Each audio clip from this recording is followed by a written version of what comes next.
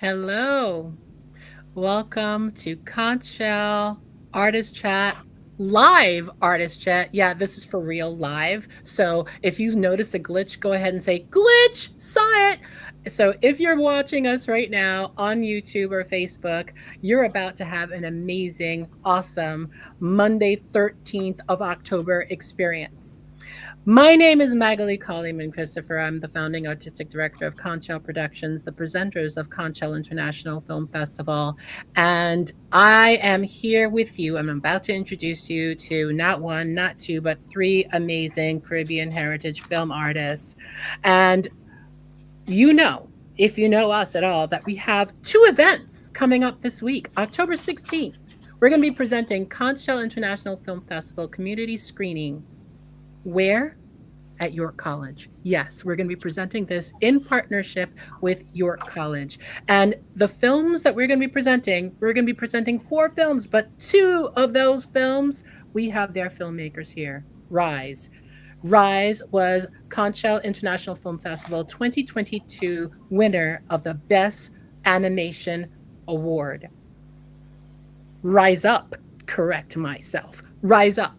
And we also have, in addition to Grace Stelk, we have the amazing artists Charysse, Tia, Harper, the director and writer of the winner of the CSIFF 2022 Best Documentary Film, The Jill of the Trade. Then, not only are we doing a Thursday screening, which we typically have been doing during this whole fall season, but we're also doing a final screening on October 17th at King Manor Museum. February. No? October. I'm having a glitch because it's so cold today. October 17th at 5 p.m., we're going to be screening Conch International Film Festival 2022's Best Lead Performer, Best Film Winner, Sins of the Father. And I'd like to introduce you all to these amazing filmmakers. Welcome, welcome, welcome. Thank you. Thank you. Thank you. Thank Happy you. to be here. Thank you. So okay, we're gonna give a shout out to where we're based right now because everybody must be thinking what they're thinking about where you all are. So I'm gonna say I'm in New York City. Grace, where are you? I am in Amsterdam. Not Amsterdam Avenue, New York, but like literally the country. No, Amsterdam, the Netherlands, Europe. Yes. Okay, Charysse I'm in London, England. and Azriel. I am in Trinidad, as in Trinidad and Tobago. My heart is warming. We have an international community here. I am so excited to have you all here.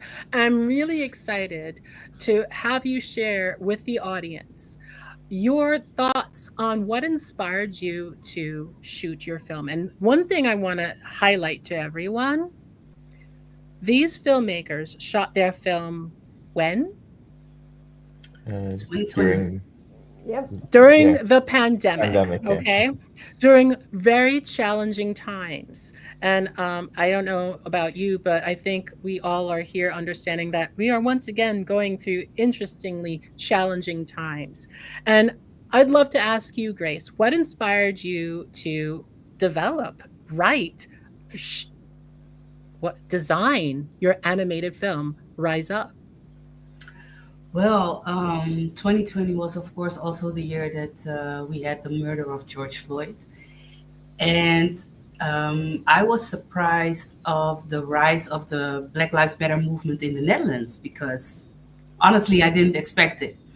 But then I noticed that a lot of people, especially white young people, had questions like, what is racism? And do we also have it here? Is it not something that only exists in the United States, you know?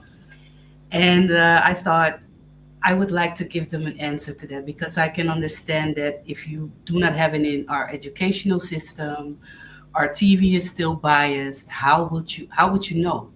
So Rise Up is actually my answer to those questions they had. Thank you so much for sharing that. And I'm going to pass the baton on to you, Azriel. What inspired you to tell your story? For me, so it was a mix of the time. So yes, we were in a pandemic, But it was also my deep fascination with religion and philosophy.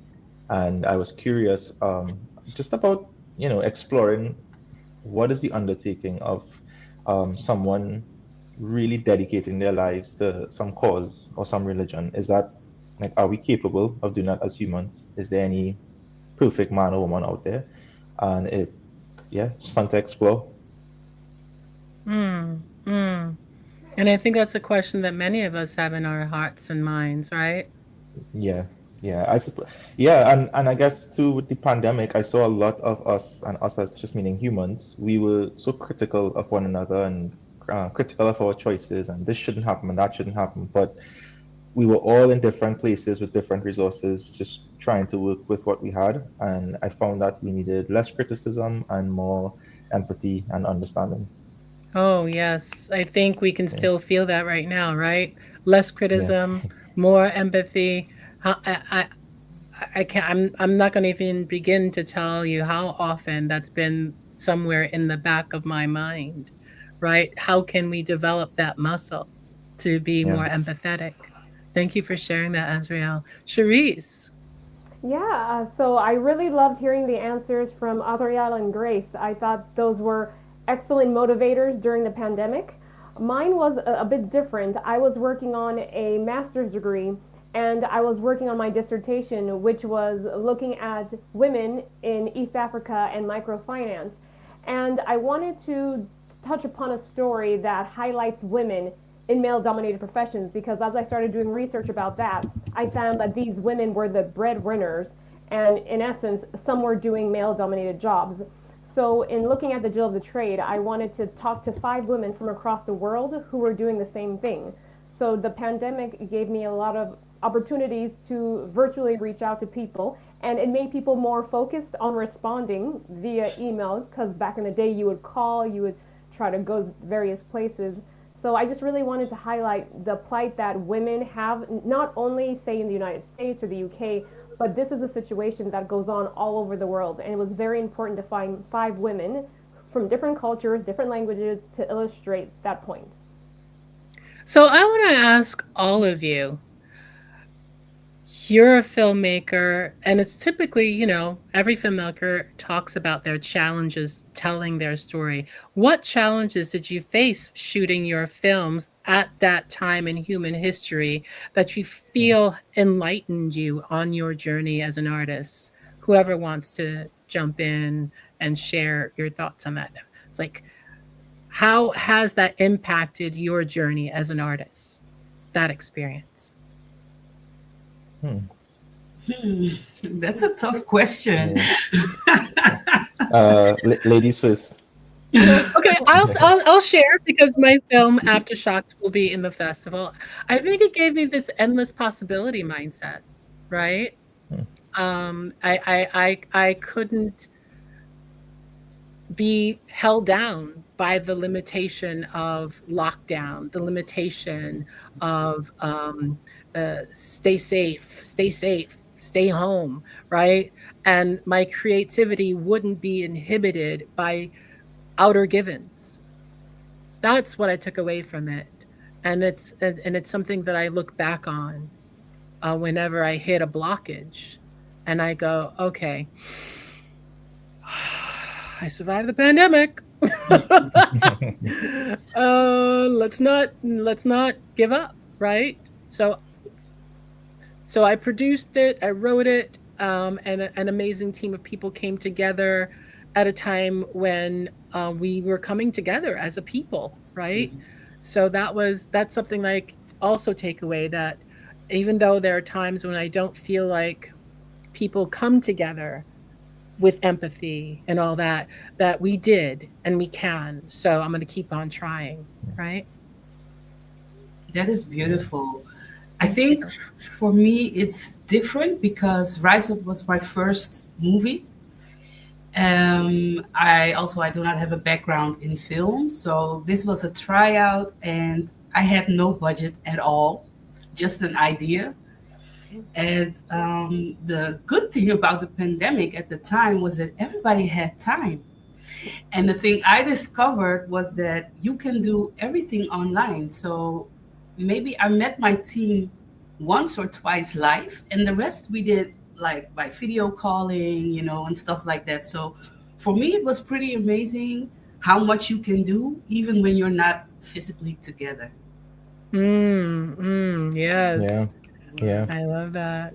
I love Th- that. that dovetails so nicely with what was said just now about limitations. I think for me that was I mean, so many things could be takeaways, but for me that was the biggest one because in Trinidad we had some restrictions where you could not congregate in groups more than five. So I had to keep my film crew within that number. And when I was doing the pre-production, like you, Grace, I don't have a very large background in film. My school is YouTube and Google and just books, right? Right. And looking at actual films, right? So um, when I was figuring it out in pre-production, I said, this is impossible. I can't do this. But I said that this is one type of restriction right now. If I had a budget of, let's say, 50 million, it would be some $50 million hurdle. It would be some other problem. So I said that this is just the problem that's presented to me now. And again, going back to limitations, I think limitations are the things that generate that creativity because you have to find a way, right? You have to find a way, especially if that story is really like buried in your heart and just rooted in there. I think we saw like during the pandemic when I would say humanity was at one of its lowest points, art still found a way. We still did our films. They may not have looked, like what we had in our heads, but we did it. We did it through the limitations. So yeah, I do think that limitations hurt, but they also help. I really love what everyone said here. It's everything you all said. I think every filmmaker can relate to not having a budget, trying to overcome barriers. It's so nice to hear you all say it because when you're working alone, when you're producing and directing, you feel like it's only you that's going through it. But yeah, hearing you all go through the same battle, I mean, my motivation during 2020 was really I mentioned about wanting to focus on women empowerment. So at that time I wanted to work on a documentary about female bullfighters. But of course with the pandemic everything shut down. And making the Jill of the Trade was my secondary option because I still wanted to make a film in 2020. I always try to do a film every 3 or 4 years, and I'm like, I need to get something done this year. So it didn't matter what I was going through, I was like, I'm going to get it done. And for me, at least, this was my cheapest film because I didn't have to hire a crew. Everything was done virtually. I actually paid the women to shoot footage of themselves, and yeah, and they were able to follow instructions really well. But yeah, it was the cheapest film I was able to do. But the hardest part is that each each woman speaks a different language, so just getting that translated and getting it subtitled, and that actually was the biggest challenge, understanding how to work with a team that may not be fluent in English or Spanish. But I found it to be such a rewarding experience that I felt that if I could do that in 2020, nothing's out of my range. I love that you shared that because what I love about almost all of the films in our collection for Thursday, October 16th at York College. There are subtitles. And I really, of course the younger generation is used to subtitles on Netflix because there are films from around the world on Netflix. But the thing is, the universal human story is all that really matters. And subtitles allows us to bridge the differences that are interpreted and allows us to become a human community as opposed to a community that speaks Russian or Eritrean or Spanish or Dutch. We're a human community. So I would like to say that, I mean, in the Netherlands, we grew up with subtitles. We don't know any better. I mean, that's how I learned, to speak English and everything like that. So, I mean, I do believe that people like in the United States or English speaking countries, you are spoiled. You are. 100%. Yeah. So I'm going to toss the next question to you, Grace, as the member of the spoiled community. Do you feel that film is a tool that awakens consciousness or that it preserves collective memory? How do you view the role of film in society? I view it as yes, I would like to believe that you can awake consciousness. I would like to believe that we can make people feel and see things from a different perspective. And what I hope is that it will make you realize that at the end of the day, all stories, all human stories are universal stories. So I hope that yes, that film makes you see the human in each other. It brings us together. That's yeah, I do believe that. That's the reason for me to make film. Hmm. I love that you share that. Um, who else would like to jump in and share their viewpoints on that question of the role of film in society, whether it's to awaken consciousness or simply to preserve collective memory? Um, I can add to that. I totally agree with Grace. Film, I mean, when I hear the word film, I think of myself sitting in a theater, right? And to me, it's that. I mean, we mentioned Netflix. There's all these streaming services, but there's a special feeling of sitting in a dark room where your senses are sort of, blocked out, and you just get to embrace what's in front of you. And I always look at mm, film as you take the best book you've ever read, you take the best song you've ever heard, and you take the best collection of photographs you've ever seen, and you pack all that into a package, and you say, okay, you sit and just consume this thing. So yeah, I do think it's a tool to awaken consciousness because when else do you sit for, let's say, a 2 hour film and just embrace it and just sit and do nothing? Right now, we're stimulated by all these different things. I don't think our consciousness is even getting a chance to say one word to us because it's an ad from Instagram and an ad from TikTok and the billboard and the cell phone and the television, and it's so much noise. But a film, let's just say it starts with like a 15-second one take, it slows you all the way down, and it gives you room to have, as Grace said, like a feeling, an emotion. Oh, I feel sad. This shot, it makes me think of my mom, or this lyric, it makes me think of my lost friend. And you realize that I can, have this feeling as well as someone in the Netherlands. We both went through loss and we related the same way. So I absolutely think that film is crucial in society for consciousness. I love that you share that, Azriel. Now, Charysse, you shot a documentary. So you may think that's a question that I live by. But do you have any thoughts that you want to share on that question? Yeah, I mean, all I could say is that I second what Azriel and Grace said. I think that film, it's so important. I mean, I wish that there was a heart button. You know how on Teams, how there's that heart button that you can press when you're talking out of Azriel. I'm like, it's so true. We're always impacted by so much noise. I only watch films in a cinema, or if I can get somebody to watch a film with me at home. I don't watch films alone at home because you get to that point where you're pausing to do this and you're stopping to do that. But I love when you're with a group and just, I'm that person when I'm in a cinema. I love hearing people say, "Oh no, what, what happens?" And I do the same thing. I'm like, "Don't go there," and it's great. And you could be watching a biography and someone says, "Oh yeah, I remember back in 1970 something," and it's great.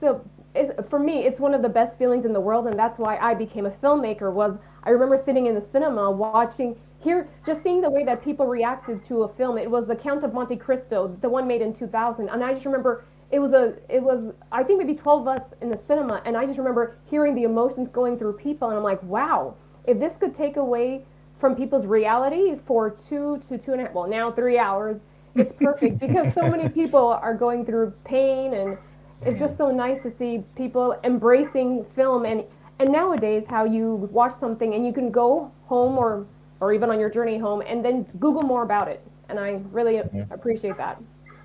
Yeah, I Something, love if that. I can, I'm sorry. Go ahead, Azriel. if I can just add to what Therese said, you mentioned watching, not just watching a film, but watching it with someone. And I think that's a really important point because, I mean, it's a community, right? So it's very different if you're watching a film with someone and you have no reaction to a scene and they start just crying And you might have like, this is not a sad scene. Why are you crying? But they have such a personal human experience. And then you may ask the question like, why are you crying? Why are you so sad?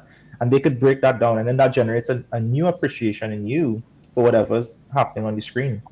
And I think sometimes we take that for granted, that experiencing art in a bubble is one thing, but to experience it with a group, that's taken it to like a whole new level, which I guess is why concerts are so popular, right? Hmm. Yeah. Hmm. Hmm.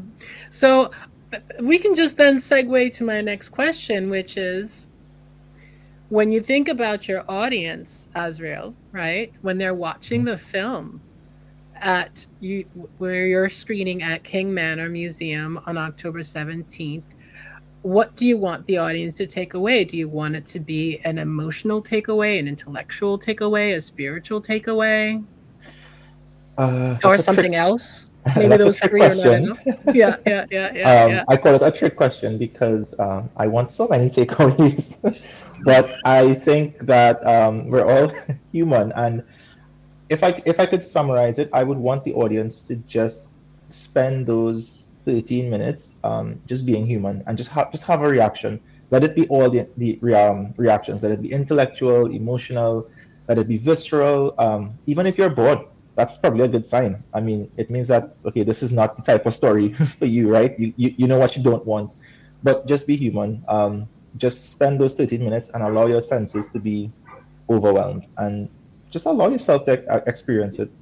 Um, I mean, that answer is different. If you had asked me that in 2022, I would have said, I want an intellectual takeaway where people analyze Christianity and the fragility of humanity and all that good stuff. But when I sat in the cinema and I was fortunate enough to hear the crowd react to the film and the moment, Charysse, that moment that you had with the Count of Monte Cristo, there's a turning point in my film, and I heard the entire audience gasp, and I felt like this little thing went off inside of me, and I said, I want to do this again. Like that was so much fun, seeing people have a reaction, and I'm sure some were bored, and it was intellectual for someone, it was emotional for some, but it was just fun being part of that human experience. So to the audience, when they're looking at the film, just relax and enjoy. I love that. I love that. And I'm happy that you said it's a 13-minute film, right? Because these are short films. So we're not going to be screening four full length films. You're not going to be sitting in the cinema for 4, 8, 12 hours. These are amazing short films. And what I love about short films is they're a nugget of humanity. So I'm going to pass the baton on to you, Grace, if you don't mind. And what do you hope that the audience takes away from this? Do you want it to be an emotional, intellectual, spiritual takeaway or something else entirely? Well, I had this answer, and then Azriel said what he learned during the years, and I'm like, okay, should I still mention that? No, Yes, yes, you should. I would love people to just sit back and relax, but I would also love for people to realize that to know right from wrong is not something that is taught in books or in theory, but it is something that you feel. And that's why I used animation in the movie, because I think everyone can relate to a bird, right? If I would use a person with a certain skin color, people would, either you would identify or you wouldn't, or if it would be a certain gender, you would identify or you probably wouldn't. But with this, I hope that everybody can connect to the story. So I hope it hits you, and I hope it makes you realize, yeah, like I said, right from wrong, that you can Hmm. in your gut. Yeah. Hmm. Right from wrong. I love that. I love that. I'm gonna then pass the baton on to you, Cherise. Thank you. As always, great answers by you both. Yeah, for me, in terms of when I want people to watch my film, it's a 22-minute film, and I want people to just have an understanding of what's occurring in the world. As you said, Grace, and it's very true. I think the Anglophone world, especially those in the United States, and I mean, I would say the UK as well, having lived here in a bit, we're so spoiled with the English language, but the United States is so insular. You think that everything that occurs in the world happens within your borders.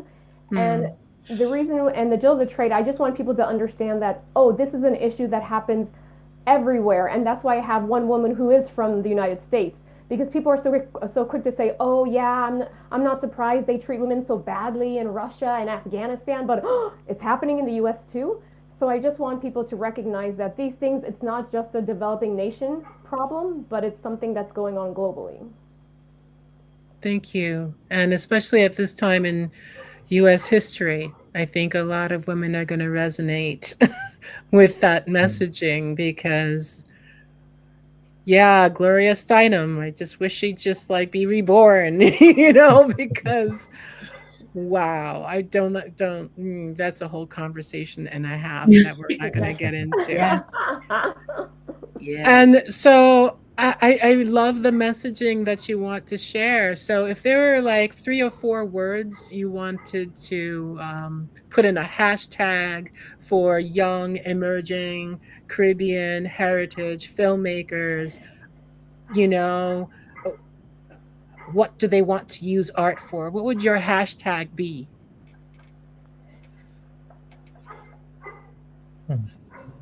We each have to come up with four. It could be 1 word, it could be 2 word, it could Okay. be 4 word, it could be half a word. Hmm. Hashtag boom. Because everybody loves a hashtag. It's a community builder. I would go for hashtag empowerment. Ooh, I love Wow. that. Hashtag empowerment. Love Mm-hmm. that. Hmm. Mine's pretty simple. It's just hashtag do. I love that. Meaning just don't get lost in your head. Spend the time thinking, but once you're out in the field, you got the camera, just do it. Just do it. Do it imperfectly. Do it nervous, happy, sad. Just do it. Yeah, love that. Grace? Love it. I don't have a simple hashtag or a short one. I think just share the story you want to see. Hashtag share the Yeah, story you want to Yeah. see. Doesn't have Yeah. to be short. Doesn't yeah. have to be short. So what's next? Anybody want to share what project they're excited about now? If you don't, that's also cool. You could just say, watch my Insta to find out. Well, I actually have something that I'm very excited about. This year, I got funding from the Dutch film funds. Thank you. I'm so excited. And I am making a hybrid docu series about the Black women movement in the Netherlands during the 70s and 80s up until the zeros. And the reason why I'm very inspired about all those American movies and shows and documentaries that we see about James Baldwin and the Black Panther movie. And like 14 years ago, I found out like we had a Black women movement that I knew nothing about, but it is the generation of my aunties and such, and they never really shared their experiences. So I'm like, I want to make a film which is based in the Netherlands, Dutch history, but actually also universal. So I love it. yeah, Yeah. Yes, Yeah. yes, yes, yes. Congratulations. Love Yeah, it. love Congrats. that. I can't wait to see it. thanks. Check my Insta. No. Check Hey, my there we go. Insta. Like, subscribe, all that stuff. Comment. Support. Support. Anyone else would like to share? I can share. No short film work on the horizon, but I am working on a photo documentary book that chronicles South American migration into Trinidad, but reframing it through the lens of colonialization. So I'm showing that the migration patterns that are taking place now from like modern Venezuela into Trinidad, it's actually what our ancestors did way, way before the Gulf of Paria and all that stuff. That was actually like a community, like a big highway. And then the ice caps melted, and now there's water, colonization, all that good stuff. They invented borders, and now these people are just trying to repeat what their ancestors did. So that's what I'm working on right now. Wow. Um, yeah, so check my Insta, keep updated, all the fun stuff. Nice. Wow, both projects. Yay! I'm so excited for you both. And for mine, I mentioned that documentary about female bullfighters, so I'm finally on it. I shot a teaser last year, and I'm looking at three female bullfighters, one in Spain, Peru, and Mexico. So I'll be Wow. journeying to each of those locations to, yeah, and there won't be much bullfighting, surprisingly. It'll really be about women in this extremely male dominated society, and it's even more so than I had realized. So it will be like the plan is to release Wow. it in early 2027. But at the Wow. moment, I am going around showing the teaser along with the Jill of the Trade, just to let people know that I'm still on the same path of female empowerment in my stories. Can I Lovely. say I've actually never seen a female bullfighter. Oh, wow. Okay, Yeah. yeah. That's very common. And I hadn't either until I started doing Yeah. this. Wow. Yeah. Interesting work. Thank I you. love it. Congratulations to everyone. And I want everybody to know that you've got to come see these films so that you can tie these amazing spirits with their amazing messaging. And as you know, it's this week. It's this week. And when is it this week? I'm going to tell you October 16th, October 17th. Where? York College, King Manor Museum, and best guess what? King Manor Museum is selling out. So you better just hurry up and sign up for York College, okay? Thank you, thank you, thank you, all of you. And thank you, Flushing Town Hall, Queens Community Arts Grants, for making this event possible. And I can't wait to support your next projects and your art book. We need to talk. We got to figure out how we incorporate it in the next film festival. Sure, There's sure. no limit, no limit. Thank you for being unlimited. Thank you for being amazing. Thank you for teaching Caribbean heritage artists that yes, yes, yes is all that matters. Hashtag yes, that's my hashtag. Have a great night, everyone. Thank Bye, you. everyone. Uh, Nice meeting you. Bye.